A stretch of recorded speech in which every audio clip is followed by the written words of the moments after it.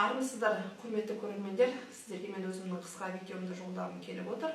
Оның себебі осыдан 2 апта бойы облыс әкімдері орталық коммуникация қызметіне келіп, өздерінің баяндамаларын жасап отыр. Баяндама жасау барысында журналистер өздерінің сұрақтарына тікелей эфирде қойып, 2 ғана сұрақ қоямыз. Одан кейін эфир біткеннен кейін, эфирден кейін тыс өзіміздің қосымша сұрақтарымызды әкімдерге қойып жатырмыз. Кейбір облыстың әкімдері біздің қосымша сұрақтарымызды қабыл алып, толыққанды жауап беріп жатыр. Кейбір әкімдер жауаптан қашып жатқан әкімдер де арасында болып жатыр. Соның бірі Шығыс Қазақстан облысының әкімі Сақтағанов Нұрмет Аманұлына біз сұрақ бүгін қояр барысында сол кісінің баспасөз қызметкері жаңа сайланған Лаура Жақупова деген азаматша келіп, жаңағы бізге жол бермей, қойған сұрағымызға араласып, қойдырмай, сондай бір орын алып жатты.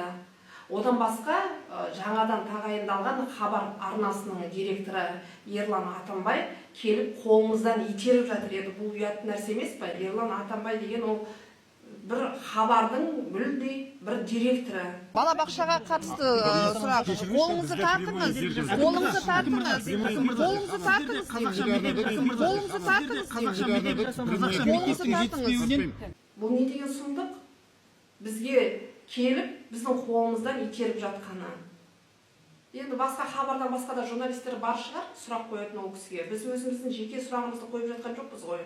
Қосымша сұрақ ол халықтың сұрағы. Бізге жазып, біздің арнамызға шығып жатқан сұрақтар болғандықтан, ол әкім жылына бір рет келіп жатыр. Бұрынғыдай жылына 2 рет келмейді, 6 ай сайын бұрын келетін, осыдан 1 жыл бұрын. Ал қазір болса жылына 1 рет келеді. Енді сұрақ ол үйіліп төгіліп қалды.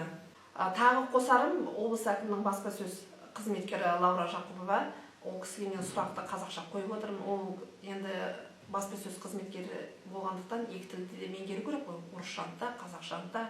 Қазақша сұрақ қойылғаннан кейін қазақша да жауап беру керек. Сол үшін ол кісіге мен айтып жатырмын ғой, енді ол кісі жаныма келгеннен кейін қазақша сұрақ қойсам, ол кісі орысша жауап беріп жатқаннан кейін, мен айттым, енді қазақша жауап бермейсіз, мен сізге қазақша сұрақ қойдым ғой, сіз енді баспасөз қызметкерісіз ғой деген уақытта ол кісі болып, как всегда вы в своем стиле дейді маған айтады. У вас один стиль? Енді ол кісі мемлекеттік қызметте емес пе? Мемлекеттік қызметте болғаннан кейін қазақ тілін білу міндетті. Тікенектері бастарына шығып, раздраженный дейміз ба, енді сол кісілерді бүйтіп итермелеп, мысқылдап, немесе жаңағы дауыстарын көтеріп, осындай бүгін тікелей эфирде орын алды орталық коммуникация қызметінде. Айтқымыз келіп отырғанымыз, сіздің журналистік жұмысымызға кедергі келтірмей, толыққанды өзіміздің сұрағымызды қойып жауап алсақ деген осындай бізде бір өтінішіміз бар еді.